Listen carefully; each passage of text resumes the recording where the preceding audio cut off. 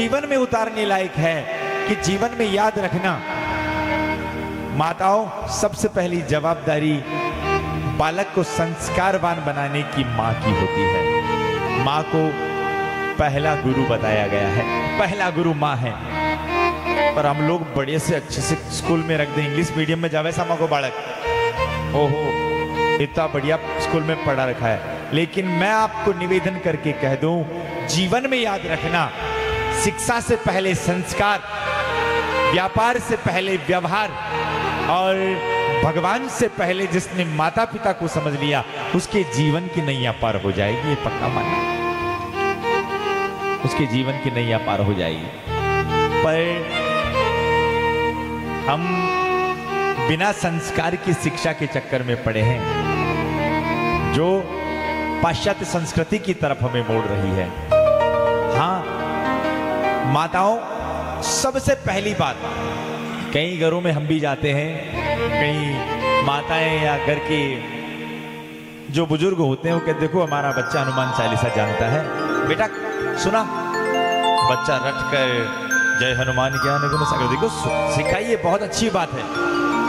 पर मैं आपसे एक निवेदन करूं, भले ही आपके बालक को आप हनुमान चालीसा मत सिखाओ, भले ही आपके बालक को आप गायत्री मंत्र ना सिखाओ, चाहे कोई दूसरा श्लोक ना सिखाओ, चलेगा। पर हमारे कहने से एक शुभारंभ करके देखिए, आपके बालक को आप जो भी आपके घर पर आए उसको केवल प्रणाम करना सिखला दो। बेटा प्रणाम करो, उस बच्चे को संस्कार दो। बाकी का ये हनुमान चालीसा जितने भी मंत्र है आपको जो वो अपने आप उसके भीतर संस्कार होगा ना, वो अपने आप सीख लेगा। पर हम केवल और केवल अगर तोते की तरह रटा दें और उसमें संस्कार ना देना भैया, वो भी बेकार है। संस्कार दो, संस्कार होगा तो पक्का आपका बालक जीवन में संस्कारवान होगा, ये पक्का मानना, पक्का संस्कार दो। हम पर बड़ा मोबाइल दे देते हैं, हम बड़ी सी कार दे देते हैं, पर संस्कार नहीं देते हैं, और बिना संस्कार के ये सब बेकार है। संस्कार दो, संस्कार देने की जवाबदारी विशेष रूप से सबसे पहले माँ की है। तभी तो शास्त्रों ने कहा है, जननी जने तो ऐसा जन के दाता के सूर, वरना बांझ हिरी मत गवाजे लो। ऐसा क्यों कहा है भाई? हे जननी, हे माँ, बालक जने तो ऐसा जनना, या तो वो दाता हो या शूर हो। तो ये जवाबदारी माताओं की है। और मैं इस व्यासपीठ से जो भी इस कथा को घर पर बैठकर सुन रहा है और इस पंडाल में बैठकर सुन रहा है, माताओं आपसे एक निवेदन है, आप इस प्रकार का भाव बनाएं। आप चाहते हैं कि आपका बालक कुलदीप हो, आपका बालक संसार में आपका और आपके पूरे परिवार का नाम रोशन करें, तो उसके लिए आपको एक काम करना पड़ेगा। पहला, जब आपको पता चल जाए कि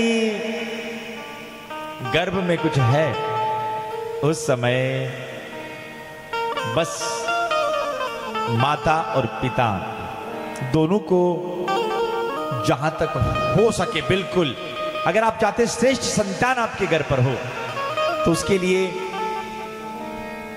उनको 9 महीने तक ब्रह्मचर्य का पालन करना चाहिए, पहला। दूसरा, आपका बालक गर्भ के भीतर अगर 3 महीने का हो जाए ना, उस समय कोई भी स्वर्ण एक तांबे के लोटे में डालकर रात भर उस सोने को उसमें जल में डालकर रखें, और सुबह उठकर अगर कोई गर्भवती स्त्री उस जल को पीती है ना, पक्का मानना उसकी जो होने वाली जो संतान है वो बहुत यशस्वी और तेजस्वी संतान होगी। और हाँ, तीसरा जो सबसे मुख्य है, 9 महीने तक एक व्रत का पालन करें कि कभी भी झूठ नहीं बोलूंगी, किसी की निंदा नहीं करूंगी, और जहां भी कथा हो, कथा का योग ना बैठे, घर पर भी अच्छे अच्छे ग्रंथों का अध्ययन करें। और हाँ, 9 महीने तक अपनी आंख और कान इन दोनों को बिल्कुल सुरक्षित रखें, क्योंकि पाप आंख और कान के रास्ते ही भीतर से प्रवेश करता है। कहीं मोबाइल में भी ऐसे दृश्य ना देखें। केवल 9 महीने, अगर आपने जीवन के 9 महीने इस प्रकार से अगर आपने निकाल दिए, निश्चित मानना आपके घर में जो आपकी संतान होगी, चाहे वो लड़का हो चाहे वो लड़की हो, वो संस्कारवान संतान आपके घर में होगी। जवाबदारी है सबसे पहले माताओं की। और हाँ, 5 साल तक के बालक को जहां तक प्रयास करो उसे मारो मत। बस अगर डर भी दिखाना है तो आंख का दिखा दो। और ये हम नहीं, चाणक्य नीति में भी यही बात आई है। लालित 5 वर्षाणि 10 वर्षाणि ताड़येत प्राप्ते 16 वर्षे पुत्रम मित्रम वदाचे। 5 साल तक के बालक को कभी मारो मत।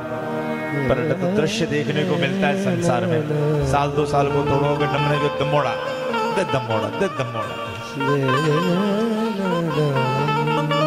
है ना, थोड़ा चुप नहीं हो रहा है।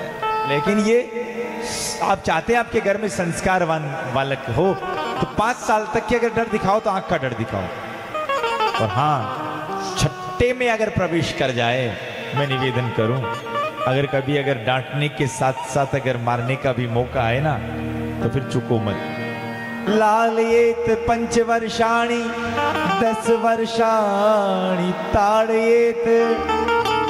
फिर अगर कभी अगर चपकानी भी पड़ जाए ना, गलती कर रहा है, फिर आप डरो मत। पर कई लोग तो राम रे मारो, इकलौतो बालक है ना। पर याद रखना, जवाबदारी उन माता पिताओं की ज्यादा है जिनकी इकलौती संतान है, बिगड़ने की संभावना भी उसी की ज्यादा है। और हाँ, दूसरा, घबराइए मत, इसके घर इकलौता है ना, तो चंदा मामा भी तो इकलौते हैं, सूर्यनारायण भगवान भी तो इकलौते हैं, इकलौते हुए भी पूरे संसार में रोशनी कर देते हैं। पर हाँ, जवाबदारी अपनी है, बालक को संस्कारवान बनाना है ना। सबसे पहले आप ऐसा बीजारोपण करो, क्योंकि बोया पेड़ बबूल का, तो फिर आगे सोचो क्या गांबा लाग जावे, नहीं। इसलिए संस्कारवान बालकों के लिए आप इस प्रकार करें। आपके घर पर बुजुर्ग माताएं बैठी है तो अपनी बहुओं को और इस प्रकार की आप बात समझाएं, ताकि निश्चित आपके घर में बहुत संस्कारवान औलाद हो, जो आपका और आपके पूरे परिवार का नाम रोशन करें और इस संसार में, समाज में अपनी महती भूमिका निभाएं।